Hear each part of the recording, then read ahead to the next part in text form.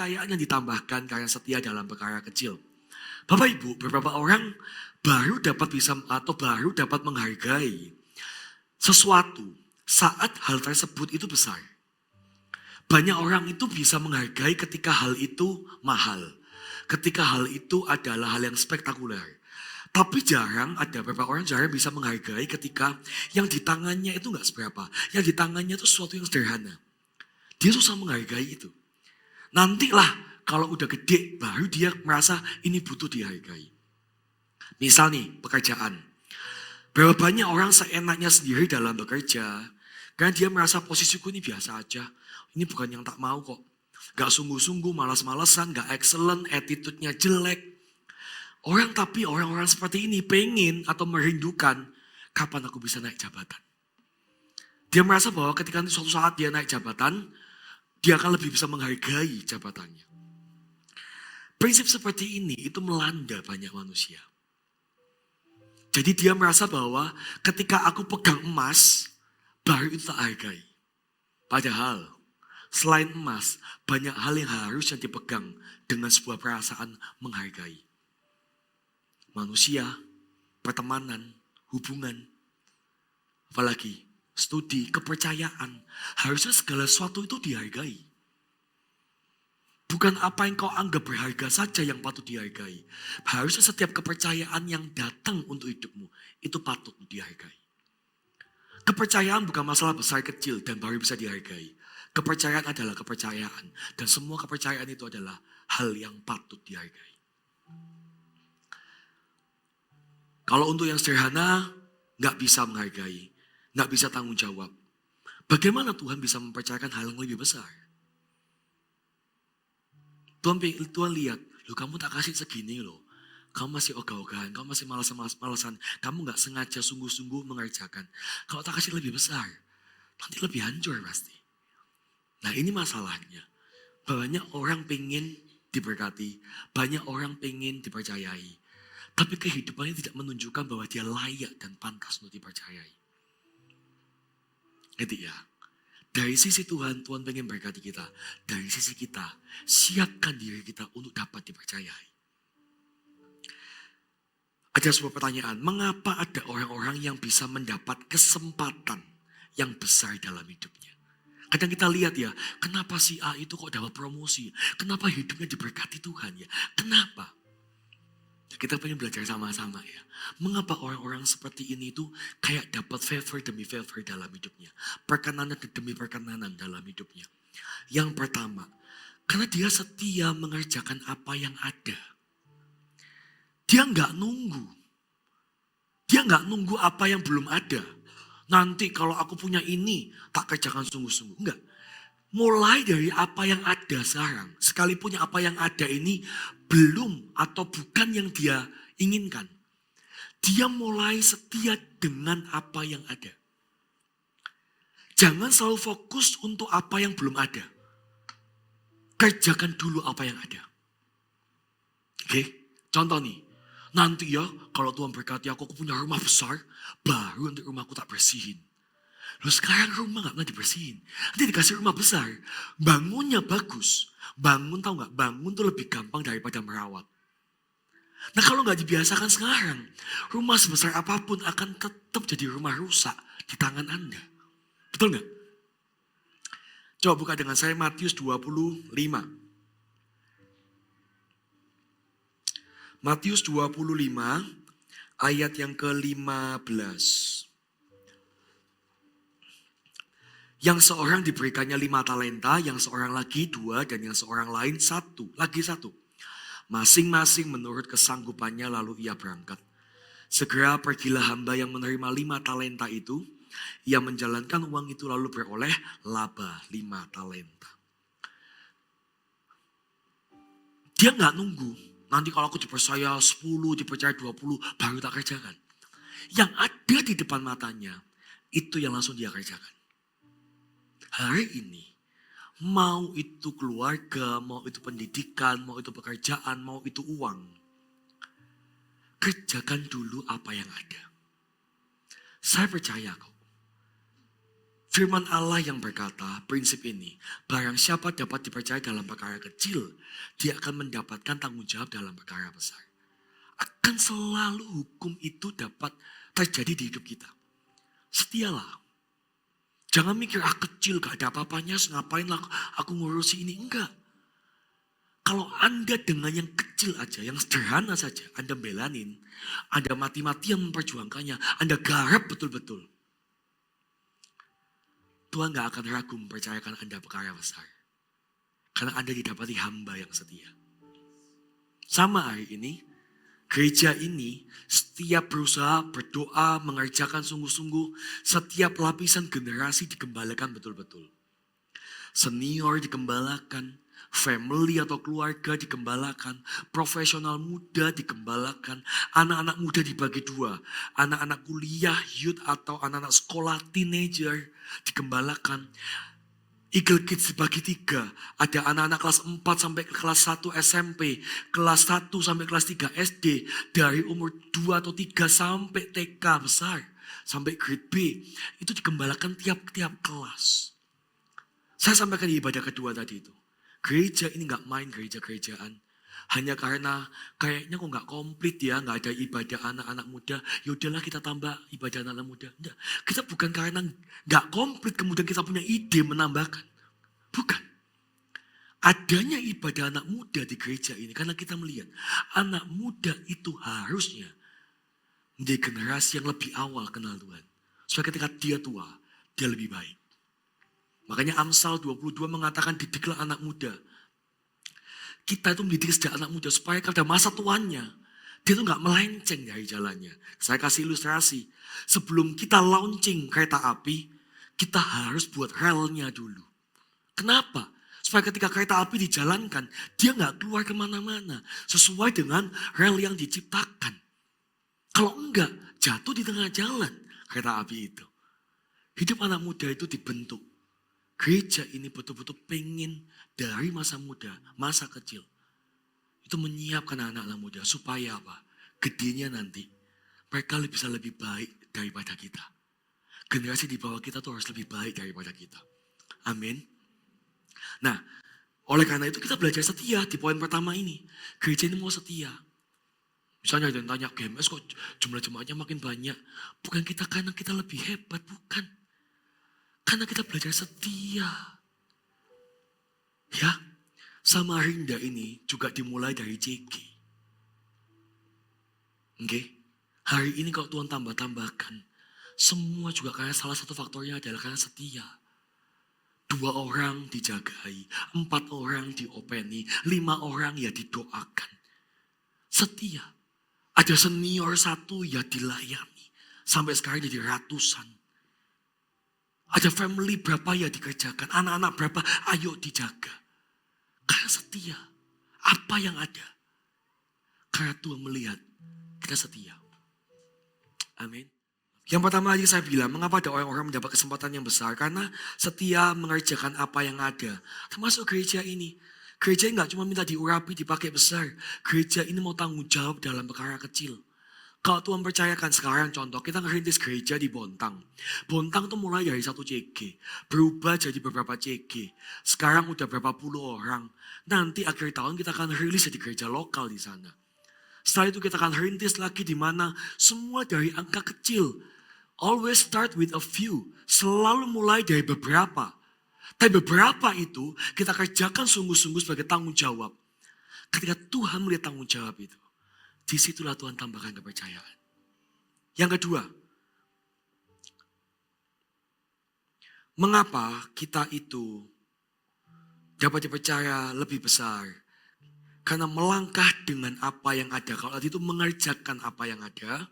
Yang kedua ini melangkah dengan apa yang ada.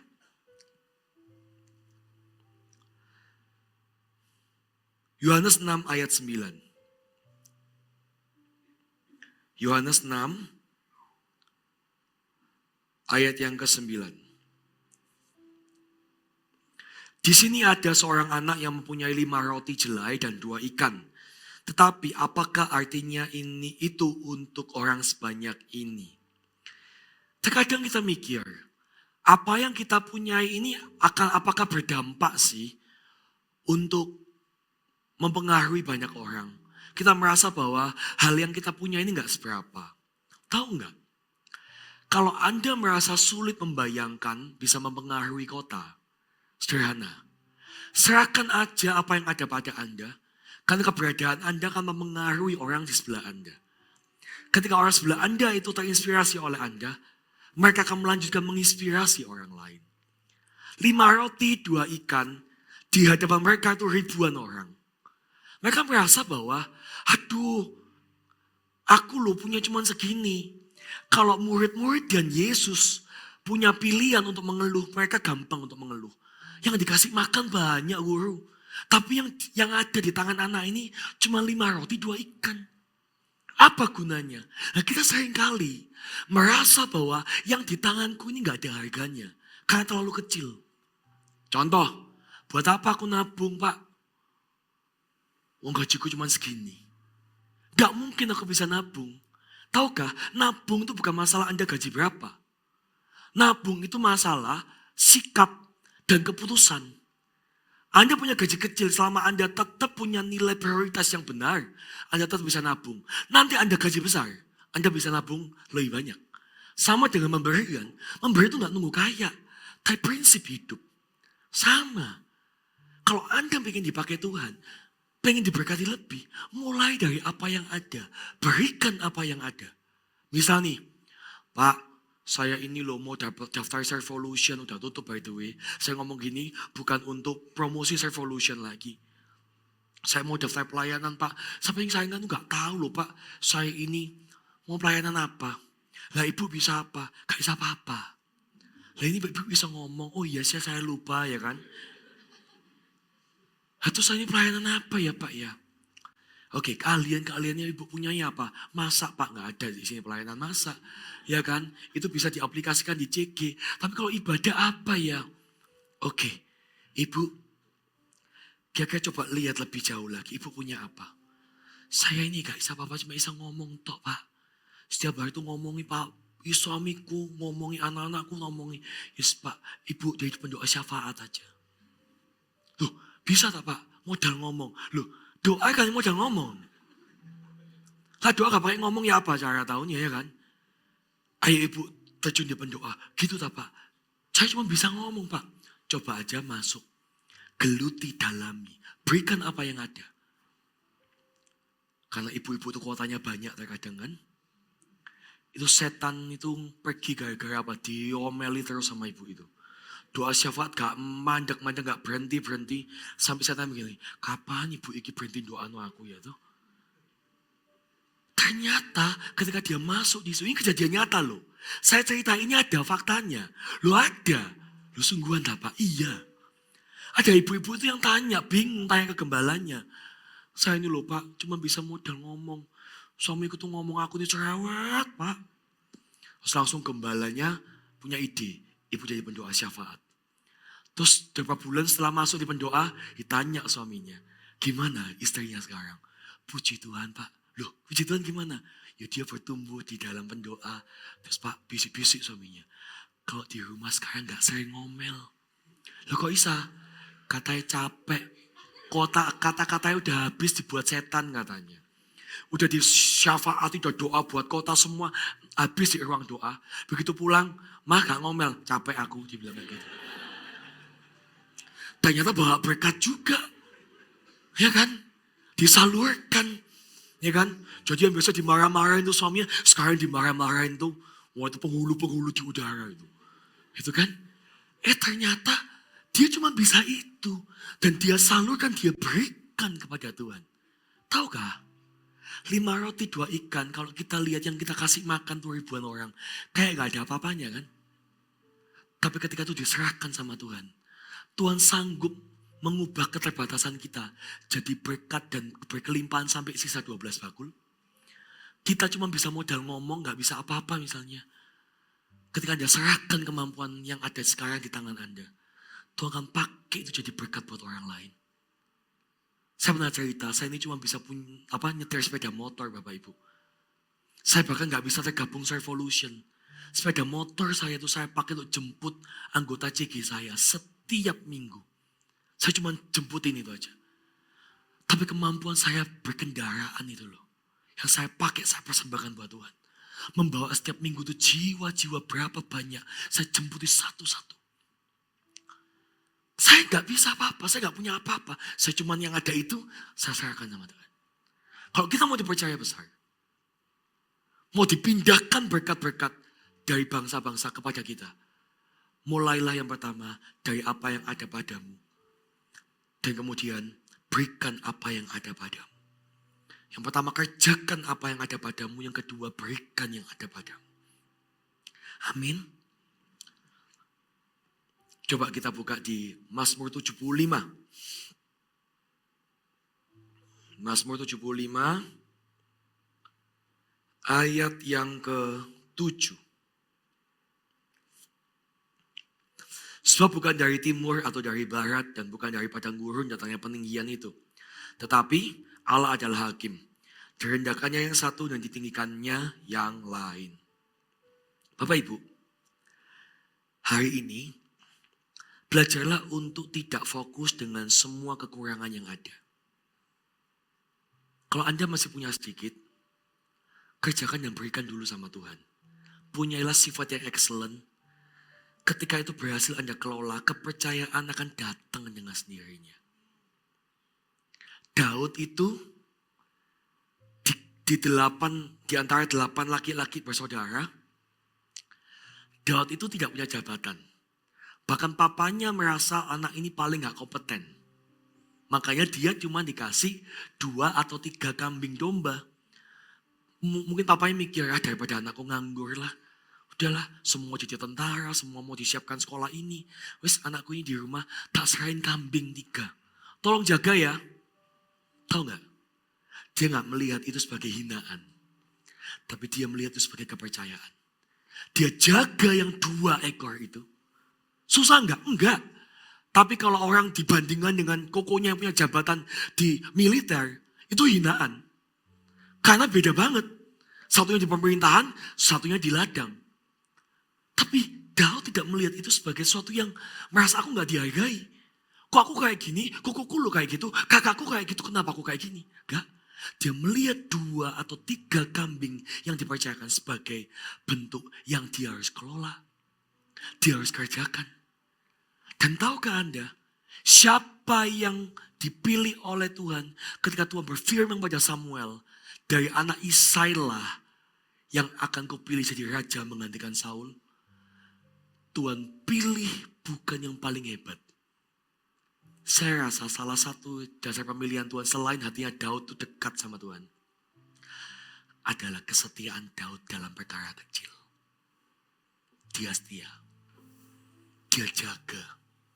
Anda kalau punya pegawai, Anda punya staff, jangan cuma lihat keahliannya. Lihatlah kesetiaannya. Karena orang setia bisa belajar. Dan orang yang belajar bisa lebih baik setelah itu.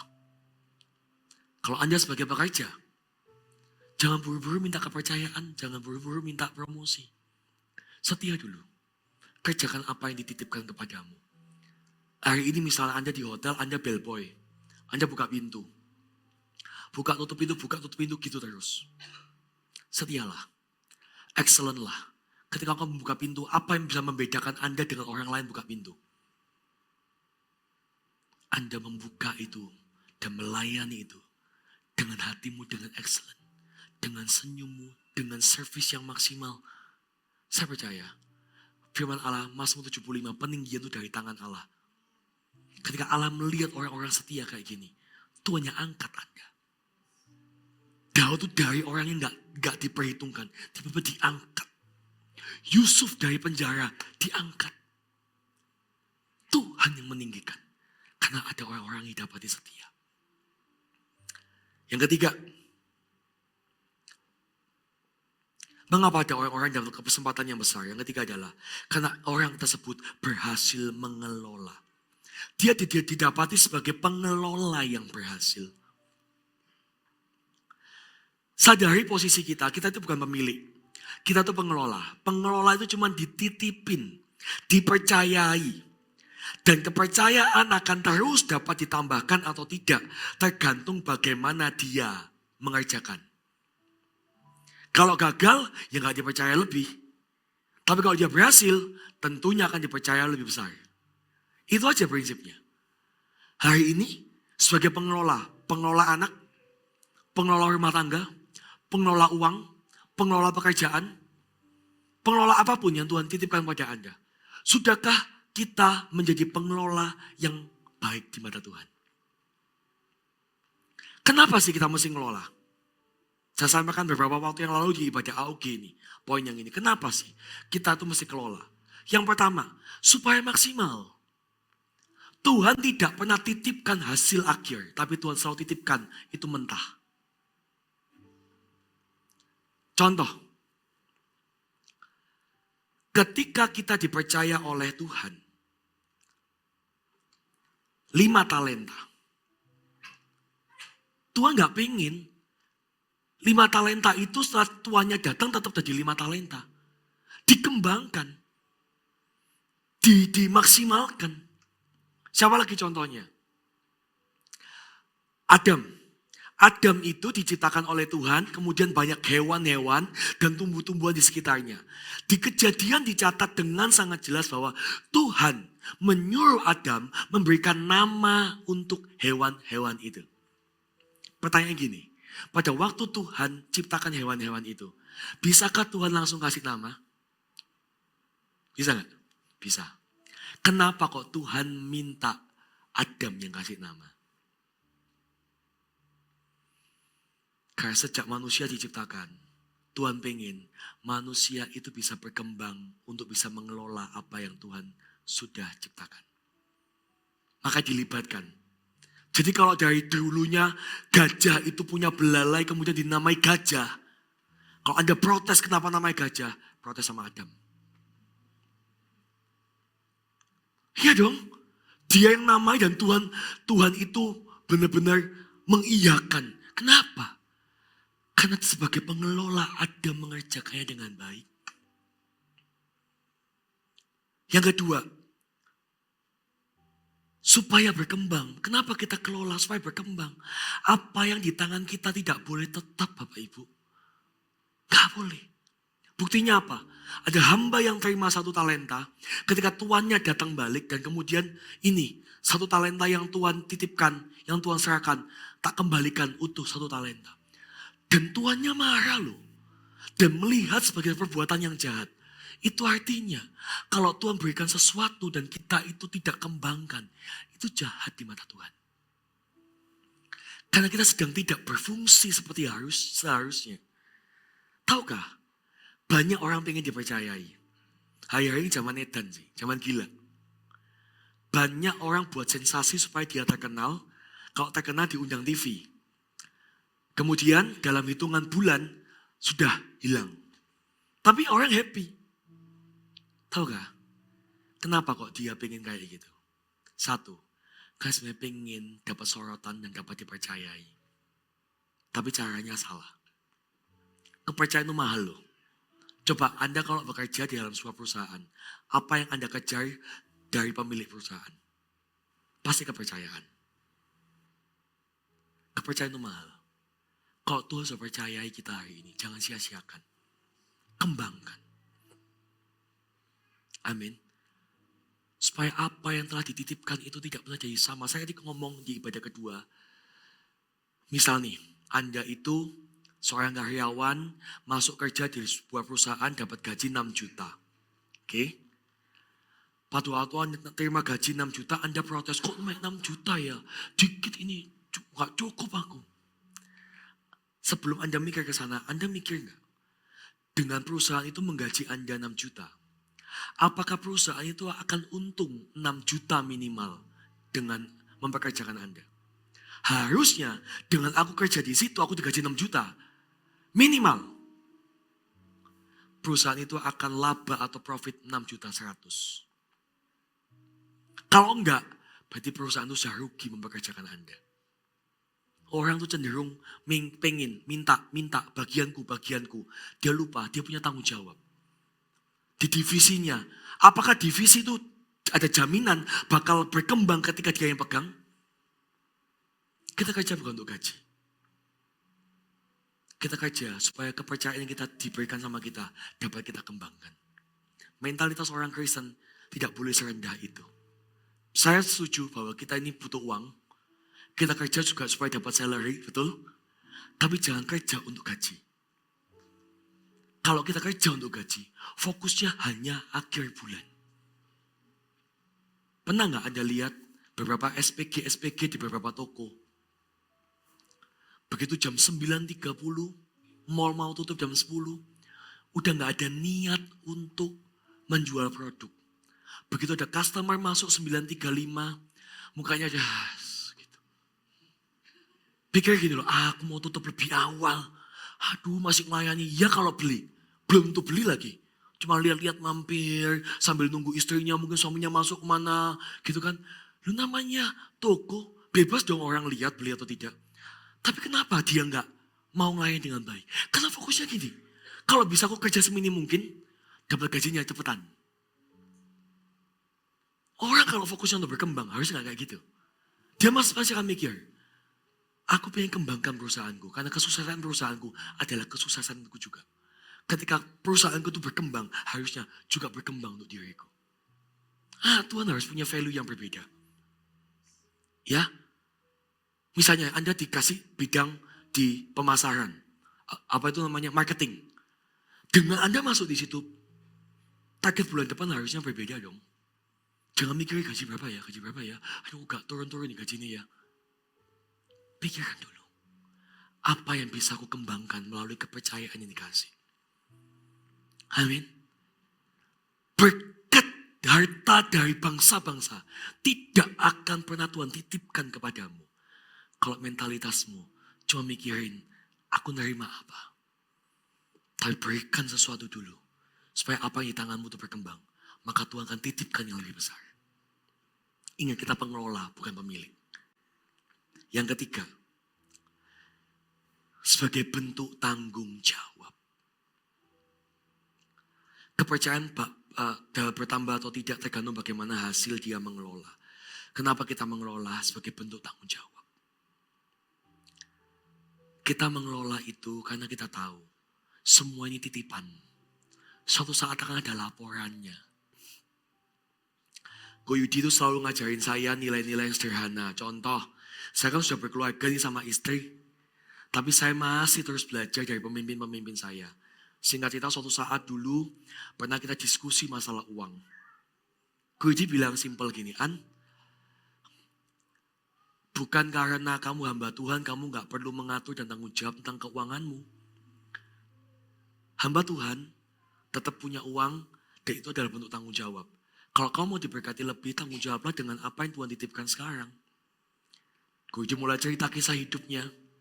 Banyak orang mengira, Ko Yudi itu gajinya berapa sih? Oke kayaknya. Kok bisa punya mobil, bisa punya apa gitu. Jangan lihat itunya. Istrinya Ko Yudi dan Ko Yudi itu sepakat. Uang yang Tuhan titipkan untuk kita kelola, itu harus bisa kita pertanggungjawabkan sama Tuhan. Semua dia ada pos-posnya dengan baik. Untuk anak, untuk sekolah, untuk tabungan, untuk liburan, untuk keinginan, untuk berkatin orang, untuk makan, semua itu diatur. Sehingga pada waktu akhir bulan, uangnya itu berkurang berapa, dia dengan pede berkata, aku tahu uangku lari kemana. Jangan jadi orang yang kayak gini loh. Setelah akhir bulan, kok habis ya uangku ini ya? Kemana ya? Perasaan gak beli apa-apa. Tapi kok hilang uangku? Jangan-jangan ada yang ngambil ATM-ku. Ya tangan Anda yang ngambil. Kalau sampai Anda tidak tahu uangnya itu kemana, berarti Anda gak bertanggung jawab dalam mengelola. Anda gak tahu itu uang spend kemana. Salah satu bentuk tanggung jawab adalah Anda tahu jelas apa yang Tuhan titipkan itu akan larinya kemana. Sampai hari ini, saya itu meniru gaya hidupnya Ko Yudi dan Ci Debbie. Saya dan istri saya itu punya pos-pos untuk pengeluaran dan setiap di akhir bulan, istri saya itu punya perhitungan. Bulan ini pas. Kok bulan ini kita bisa saving berapa. Kok bulan ini kita over budget sedikit karena ada kebutuhan. Tiba-tiba ada berkati orang ini. Semua ada tertulis. Kelihatan kok ribet, bukan? Itu bentuk tanggung jawab. Itu ya. Jangan jadi orang yang suka diberkati, tapi berkat itu gak bertahan lama dalam hidup kita. Di awal bulan say hi. Tengah bulan bye-bye. Belum akhir bulan loh. Kenapa? Karena gak bijak. Tuhan titipkan berkat untuk bisa dinikmati, saya setuju. Tapi Tuhan juga titipkan berkat supaya kita bisa kelola. Kalau apa yang hari ini Anda kelola, itu jadi sebuah perkembangan. Nantinya Anda bisa berkati anak Anda, sekolahkan anak Anda, punya aset ini dan itu. Bukan karena Anda kaya, tapi karena Anda pintar mengelola. Ngerti ya? Satu orang yang saya lihat, dia ini gajinya gak seberapa. Tapi dia atur, setiap bulan tuh dia tahu maksimalnya berapa. Tahukah? Dia beli aset di umur 26 tahun. Aset kecil. Nabung lagi, dia beli aset kedua di umur 33 tahun. Nabung lagi, hidupnya ditata, nabung semua. Umur 30 sekian, 37 salah, dia beli lagi. Di umur 45, dia punya beberapa aset itu yang akhirnya dia bisa sewakan. Dia kembangkan bisnis-bisnis itu. Dan ketika dia umur 45, dia mulai menginjak financial freedom. Kebebasan dalam keuangan. Kenapa? Karena dia ngatur. Ngerti maksud saya? Itu tanggung jawab. Bukan masalah gaji besar. Orang yang punya gaji besar lebih ke saya dia. Belum tentu punya aset sebanyak itu. Kenapa? Karena gak diatur. Jadi orang mengelola bukan masalah gede atau kecil. Setuju ya? Contoh nih, ada anak SMA. Dua-duanya dapat uang saku. Yang satunya sebulan dapat uang 2 juta. Yang satunya dapat 10 juta. Oh, langsung dalam pikiran kita. Yang 10 juta pasti bisa nabung lebih banyak kok. Belum tentu. Yang 2 juta dia tahu pos-posnya. Setiap bulan dia sisihkan berapa, dia pakai berapa, yang gak perlu dia gak pakai. Makan kalau bisa bekal aja dari rumah, gak usah jajan. Kadang dia keluar, dia baru pakai. Yang satunya yang merasa banyak 10 juta. Wah, dia traktor temannya, dia pergi kemana, dia pergi. Wah, selalu kayak gitu. Kurang tinggal minta. 5 tahun kemudian, ketika orang tua yang uang 10 juta gitu, tiba-tiba meninggal. Dia gak ada warisan. Dan celakanya, dia gak punya tabungan. Setiap 10 juta sebulan itu gak pernah ditabung. Dia habiskan, dia merasa unlimited. Tiba-tiba, kok gak ada uang ya? 5 tahun ditarik yang sebelumnya. Yang punya uang saku 2 juta. Dia sudah punya tabungan jutaan. Bahkan belasan juta. Kenapa?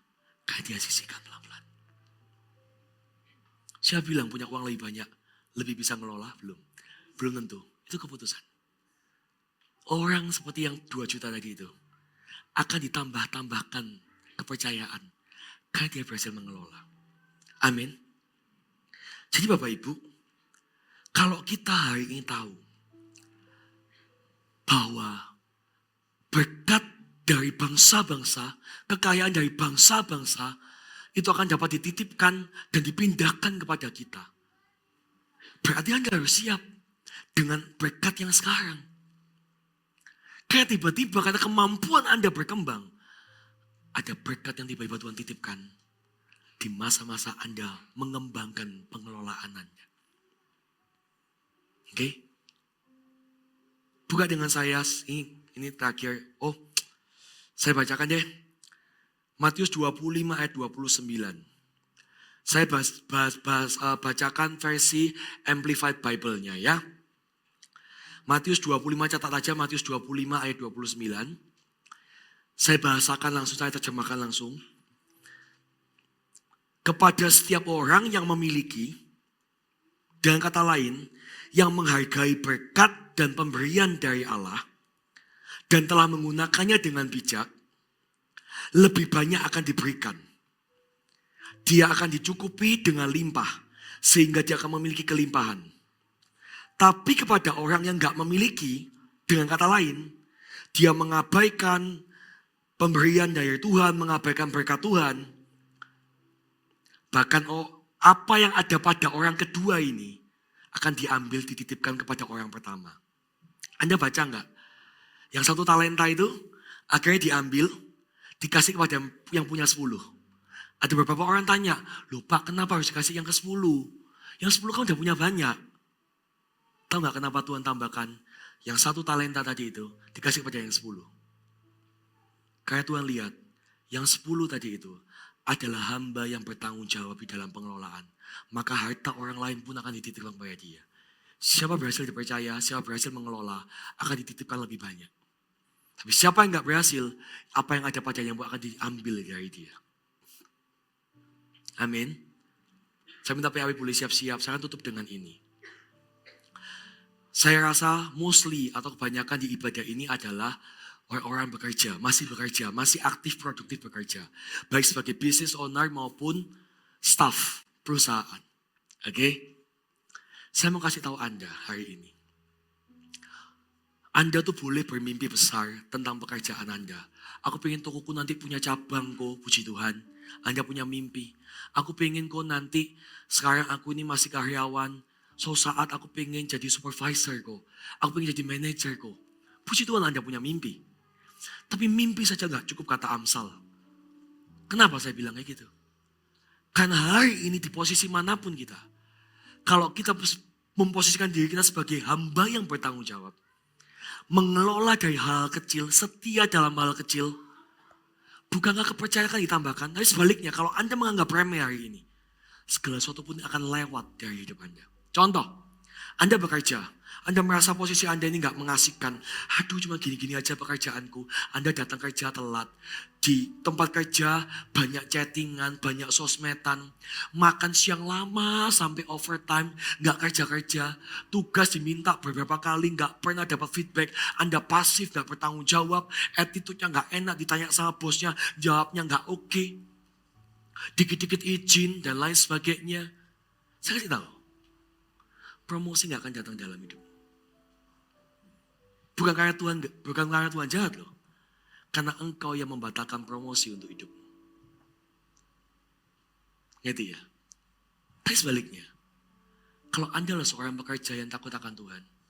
Harusnya. Anda menghargai apa yang Anda punya sekarang. Gak apa-apa. Anda karyawan. Saya punya loh teman kayak gini. Gajinya cuma 3,5 juta. Di masa-masa sulit, anak ini sekolah, lulusan baik, pintar bahasa Inggris loh. Cuma gaji 3,5 juta. Sekarang saya gak bilang cuma, bukan masalah kecil besarnya. Pendidikannya dia tuh harusnya dia layak dapat lebih besar. Tapi dia dapat 3,5 juta. Saya tanya, kamu oke gak? Ada tawaran kerja ini. Aku oke kok. Yakin. Saya gak tega. Dia lulusan dulu sekolah internasional. Bahasa Inggrisnya fasih. Kok 3,5 juta? Saya gak tega. Saya tanya, kamu oke? Oke. Kerjakan sama dia. Dia setia. Tiba-tiba dalam waktu beberapa bulan dipindah divisi. Loh, aku masuk bukan di divisi ini, kok sekarang dipindah. Harusnya dia bisa protes kan? Dia enggak. Gak apa-apa, aku tak pindah. Saya tanya, kamu gak apa-apa? Gak apa-apa kok. Saya anggap ini sebagai bentuk aku dipercaya, aku bisa belajar lebih banyak. Yang dulunya aku bisa belajar di lapangan, sekarang aku bisa bekerja dan belajar tentang perkantoran. Aku bisa belajar sistemnya. Gak apa-apa kok, tak belajar. Belajar dia setia. Diminta lembur, oke. Diminta target, dia penuhi, dia kejar terus capek, iya. Dia setia. Kemudian dikasih satu project, dia kerjakan. Dikasih satu project lagi, dia kerjakan lagi. Tahukah? Tiba-tiba, diam-diam, bosnya melihat orang ini tak kasih kecil dia menghargai. Orang lain itu selalu mikir naik gaji, naik pangkat kapan. Orang ini setia ngerjain. Tahu gak diam-diam bosnya melihat dia. Bentar lagi tak naikkan dia jadi wakil yang bisa aku percayai. Ngerti maksud saya? Harusnya ada orang yang lebih layak, iya. Tapi karena dia setia, berkat orang lain Tuhan kasih ke orang ini. Ya, jadi orang yang setia yuk. Hari ini apa yang ada padamu? Setialah. Amin.